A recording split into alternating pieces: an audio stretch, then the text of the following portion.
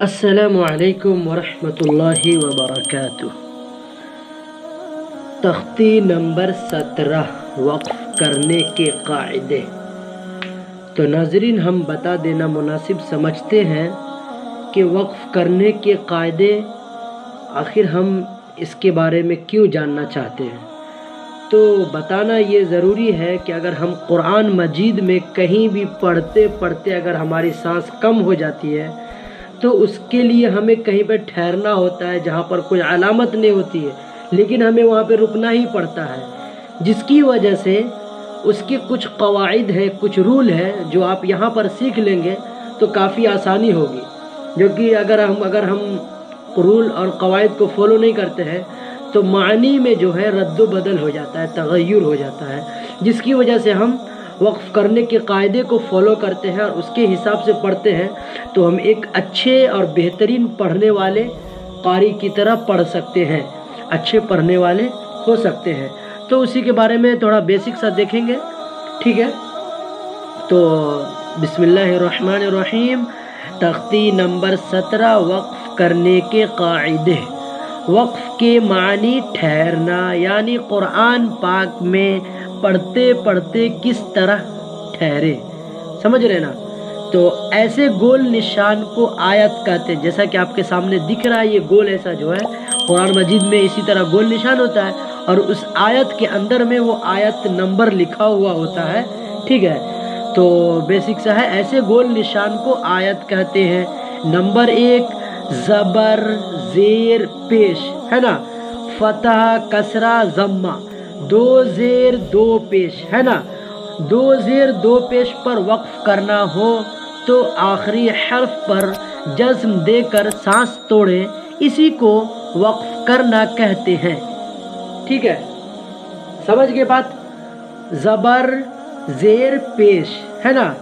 زبر زیر پیش، ضمہ فتح کسرہ، اور اسی میں ڈبل جو رہے گا 2 زیر اور 2 پیش، ہے نا؟ 2 زیر 2 پیش پر وقف کرنا ہو، اس پر ٹھہرنا ہو۔ اگر مان لو قرآن مجید کے اندر میں کسی آیت پر 2 زیر آ گیا، کسی ورڈ پہ، کسی آخری جہاں پر کوئی علامت نہ ہو اور 2 زیر آ گیا یا 2 پیش آ گیا تو اس پر ہم کیسے ٹھہریں گے؟ تو ٹھہریں گے اس طریقے سے، اس آخری حرف جس ورڈ پہ 2 زیر اور 2 پیش ہے، جس حرف پر، آخری حرف پر، اس پر جزم دے کر سانس توڑ دیں گے، جزم دیں گے تو رکیں گے، جزم دے کر کے سانس ختم کریں گے، اس کے بعد پیچھے سے لوٹا کر کے اتنا پڑھیں گے، تو اسی کو وقف کرنا کہتے ہیں، ٹھیک ہے؟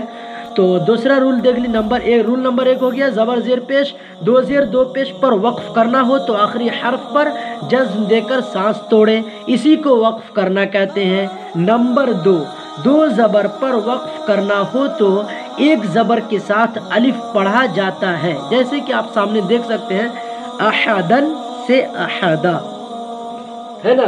تو اسی طریقے سے قرآن مجید میں احدن سے احدا کے جیسا، مطلب الف ہا دال کی جگہ کوئی بھی لیٹر ہو سکتا ہے، لیکن 2 زبر اگر ہے، کسی بھی لیٹر پر 2 زبر ہے تو ایک زبر پڑھیں گے اور ایک زبر کو نہیں پڑھیں گے، اس کے بعد پیچھے سے لوٹا کر پڑھیں گے، ٹھیک ہے؟ تو وہ ایک ہو جائے گا، آپ اگر پریکٹیکلی دیکھو گے آگے تو سمجھ میں آئے گا، اور اس کے بعد تھوڑا غور سے دھیان لگانا پڑے گا، ہے نا؟ 2 زبر پر وقف کرنا ہو تو ایک زبر کے ساتھ الف پڑھا جاتا ہے، جیسے احدن سے احدا، ہے نا؟ اور نمبر 3 رول نمبر 3 کیا ہے؟ گول تا پر وقف کرنا ہو تو وہ ہائے ساکنہ بن جاتی ہے۔ اس طرح کے الفاظ میں بہت سارے لوگ غلطی کرتے ہیں اور سمجھتے نہیں ہیں، اس لیے بہت ضروری ہے، سمجھنے کی ضرورت ہے۔ ہم اگر سانس توڑ رہے ہیں کسی گول تا پر تو پورا 2 زبر 2 زیر 2 پیش پڑھ کر کے نہیں توڑیں گے سانس، ہے نا؟ اس کا ایک طریقہ ہے، اس طریقے سے ہم سانس توڑیں گے۔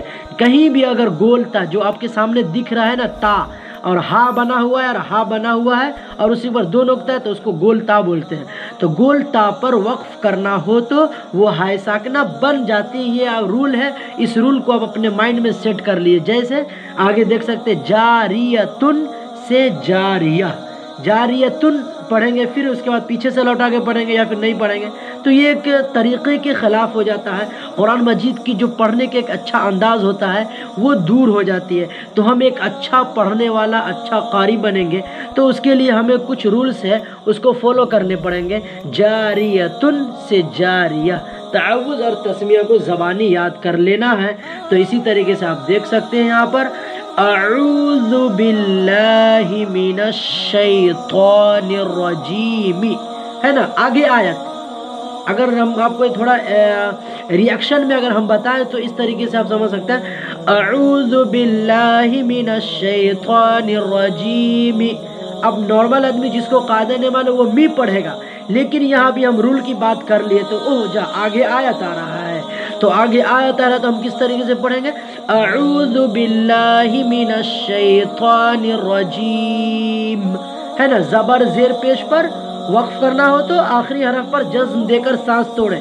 وہ رول نمبر 1 میں آپ نے پڑھا، اس کو یاد رکھیں گے تو یہاں پر یہ ٹرمز اینڈ کنڈیشن اپلائی ہو جائے گا یہاں پر.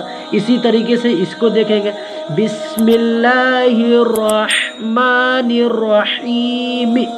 آگے آیت بسم اللہ الرحمن الرحیم. تو اس طریقے سے آپ کو پریکٹس کرنی پڑے گی تو پھر آپ ایک اچھے پڑھنے والے بن سکتے ہیں. اور ہم سب کو کوشش کرنی چاہیے قرآن مجید پڑھنے کے لیے ہے نا. اسی طرح آپ دیکھیں اگر آپ کا مخرج بھی صحیح نہیں ہے تو آپ اس طرح سے پریکٹس کریں گے تبھی کوئی آپ کو سکھا نہیں سکتا ہے. آپ خود جب تک محنت نہیں کریں گے نہیں سکھا سکتا ہے.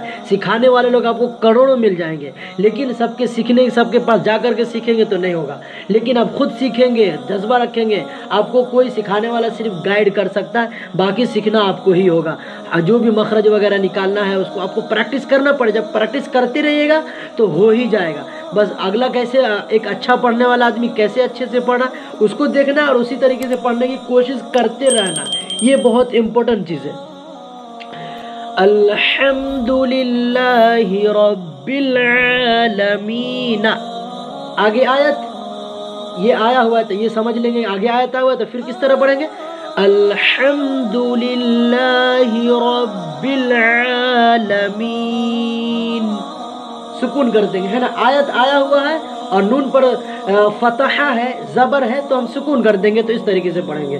اسی طریقے سے سب کو دیکھ لیتے ہیں نا یہاں پر ایاک نعبد و ایاک نستعین. آگے آیت ایاک نعبد و ایاک نستعین. قل هو اللہ احد. آگے آیت قل هو اللہ احد. بتائے تھے نا 2 پیش اور 2 زیر پر وقف کرنا ہو تو آخری حرف پر جزم دے کر سانس توڑے. اگر یہ طریقہ بھی اگر آپ اپلائی کرتے ہو پڑھنے کے ٹائم میں، سیکھنے کے ٹائم میں، جیسے یہاں پہ یہاں پہ ہم وقف کیے، کیوں وقف کیے، اس کا رول کیا ہے، وہ رول کو آپ مائنڈ میں ریپیٹ کر لیجئے تو پھر آپ کو ایک طریقہ معلوم ہو جائے گا اور ذہن میں ازبر ہو جائے گا. قل هو اللہ احد ان مع العسر یسرا. یسرن سے یسرا ہو جائے گا ہے نا. ان مع العسر یسرا. اسی طرح آگے دیکھیں گے فیہا عین جاریۃ. اگر کسی کو قاعدہ نہیں معلوم ہوگا تو وہ یہی پڑھے گا، لیکن ہم کو قاعدہ معلوم ہے، آگے آیت ہے تو ہم کیسے پڑھیں گے؟ فیہا عین جاریہ فیہا سرر مرفوعہ وَأَكْوَابٌ مَوْضُوعَةٌ. سورۃ الغاشیہ کی بہت ساری آیتیں جس کے لاسٹ میں آیت بولتا آتی ہے، آپ دیکھ سکتے ہو. اگر آپ کو یاد ہے تو سب جگہ ہائے ساکنہ بن جاتی ہے. کیوں؟ وہاں پر آیت آئے وہ رکنے کی وجہ سے بن جاتی ہے. تو اسی طریقے سے یہاں پر اس جگہ کی کچھ چھوٹی سی مثال ہے. تسقى من عین آنیۃ سے آنیہ ہے نا. تسقى من عین آنیہ لا تسمع فیہا لاغیۃ. آگے آیت آ رہا ہے تو اس لیے لا تسمع فیہا لاغیۃ. تو آپ کا اگر مخرج بھی صحیح نہیں ہے تو آپ اس کو سن کر کے اسی طریقے سے پڑھیں گے تو انشاءاللہ بے حد فائدہ ہوگا۔ آپ کو پہلے تھوڑا سننا ہے، پھر تھوڑا آپ کو زبان پہ پریکٹس کرنا ہے، پھر تھوڑا سنیے گا، پھر تھوڑا پریکٹس کیجیے گا، تو انشاءاللہ بہت فائدہ ملے گا ضرور۔ اس لیے کہ ہر چیز کے لیے وقت چاہیے اور وقت پہ ہی سب کچھ صحیح ہوتا ہے۔ تو ہم اسی باتوں کے ساتھ میں اپنا اس آج کا لیسن ختم کرتا ہوں۔ جزاک اللہ خیر۔ آپ اپنی دعا میں یاد رکھیے، میں بھی آپ کے لیے دعا کروں، آپ بھی ہمارے لیے دعا کیجیے۔ السلام علیکم ورحمۃ اللہ وبرکاتہ۔